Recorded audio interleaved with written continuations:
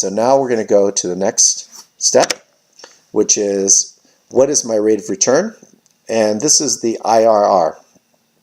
And I mentioned this before, people who are not finance people often like IRR because we, in our normal life or somewhat normal life, look at, well, we put money in the bank and it earns this percent of interest. Or we put money in the stock market and it earns this percent of returns for our stock.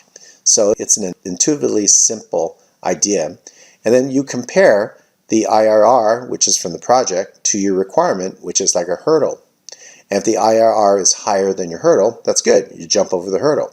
If the IRR is less than your hurdle, not good. You fall into the hurdle, right? And not good. That's the concept of an IRR. It's the rate of return that is embedded in that system of numbers, that series of numbers. And it constitutes one number that evaluates all the cash flows for a given project.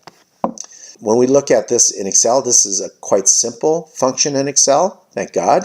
Is simply equals IRR, and you shade from T0 to the end of the cash flows.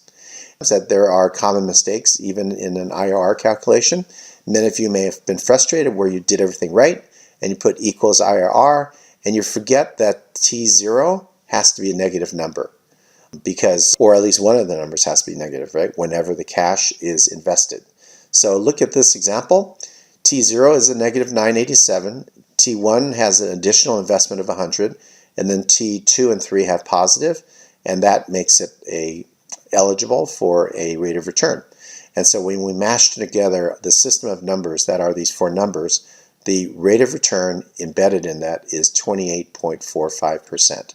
So that's IRR and how Excel works. Let's use the same example of L and S, and we'll calculate our IRRs. So going back to our cell, we'll unblock the next approach, which is IRR.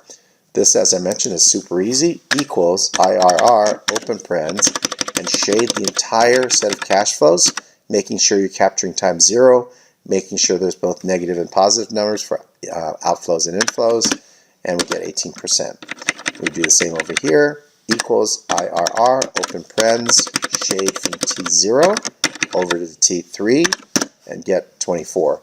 So once again, we like the short-term one better. Let's do the shading of this one. And once again, the better one is S. So S appears to be a better project when we consider the time value of money, and it generates a rate of return of 23.6% and an 18.1% for L. So let's pause for a moment and just critique or reflect on what we just saw. Let's say you were in charge of presenting to some non-finance people. And the question is, which one should we fund? Should we fund L or S? Here are two different approaches, one using NPV and one using IRR. And you tell me which one's easier to understand. All right, let's start with the first one. Using the NPV approach and a discount rate of 10%, Project L will return $18.78 thousand, which is a favorable result because it's a positive NPV. However, when we fund Project S under the same 10% discount rate requirement, we will get a NPV of 19.98. So therefore, the NPV of S is greater than NPV of L, and we should fund Project S. All right, so that's NPV. It's a pretty straightforward way to describe it. All right, let's do the other one, IRR, and we'll start right now. All right, we're evaluating Project L and Project S. Project L has a internal rate of return, of 18%. Our hurdle rate is 10, so it clearly goes ahead or above our minimum. Project S earns 23.6%, which is quite a bit more than our 10%. So we recommend Project S, even though both of them are favorable projects for us. What I'm illustrating is that the normal non-finance person is much more comfortable with an IRR description or a discussion than an NPV. However, for reasons we'll show later, most finance professionals prefer to analyze using NPV. And as I may have mentioned in your class, that I use NPV for the analysis, but I often will use IRR if I'm explaining it to non-finance people. So that's kind of how I've approached this over time, because both has its place. All right, back to our examples. So we just computed the IRRs for L and S and determined that S had a higher IRR. So the next thing we'd like to do is see if there's sensitivity to the rates of return.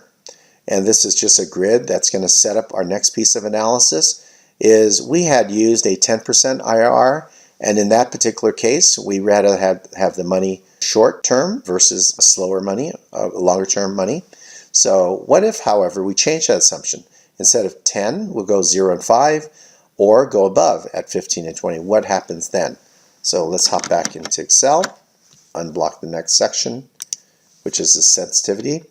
The formula is equals the NPV, open parens, the rate, and that's this number, comma, and the positive cash flows, and I'm going to make sure I close the parens and go outside of the function to capture the T1 cash flow.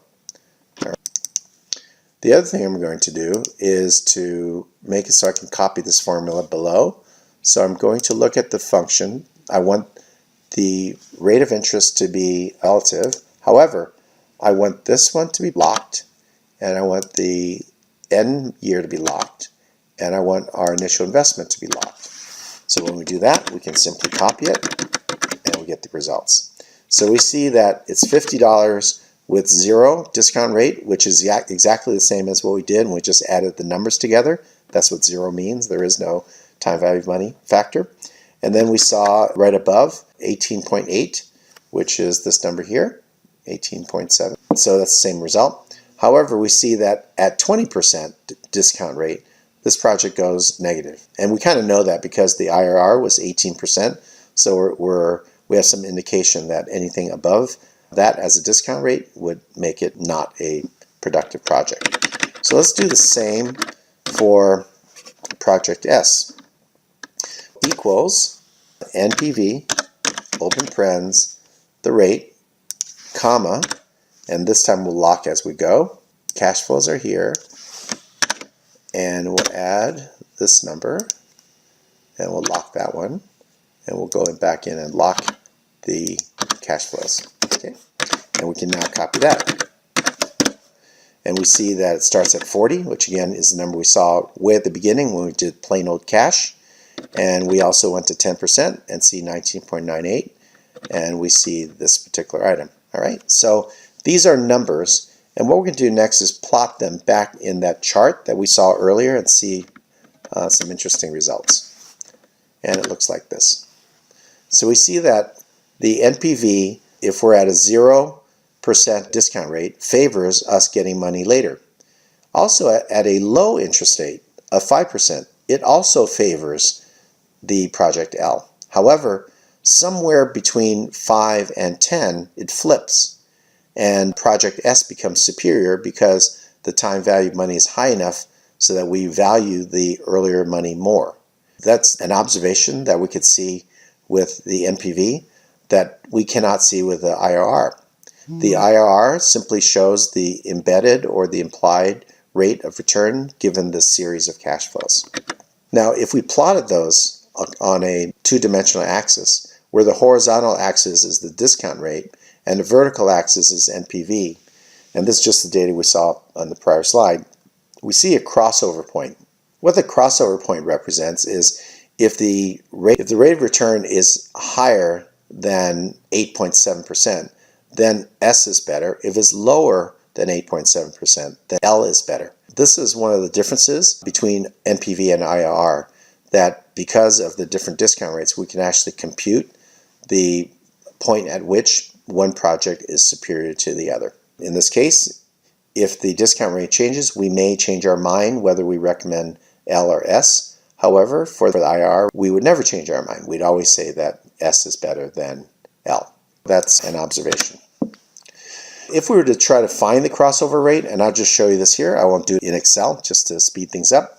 We just lay out the two projects. Here you can see project L and S, one right after the other. We pull the difference, and we run the IRR of those differences and that constitutes the point at which they're equal. The crossover point occurs, as we saw in the prior slide, at 8.7%.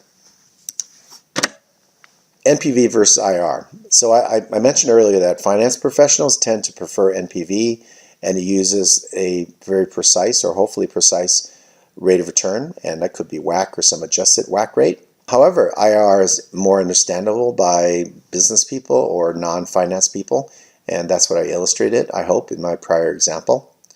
And one of the issues with IRR that is a technical and perhaps very relevant difference is there's an implied assumption that every dollar in the IRR range of cash flows earns exactly the same rate. Now that's okay if it's a relatively low rate, let's say 8 to 10%, but let's say there's a project that's very productive and it has like a 20 or 30% IRR, which does occur. The assumption is that any cash flows that are received during the project life can be reinvested at exactly that same rate, and that's just not feasible. Like, if you had been fortunate enough to fund a project, let's say for $1 million, and it starts generating cash flow that is quite substantial in years 2, 3, and 4, and you get the money, well, the likelihood of you investing in a project that yields that high a return is actually pretty small.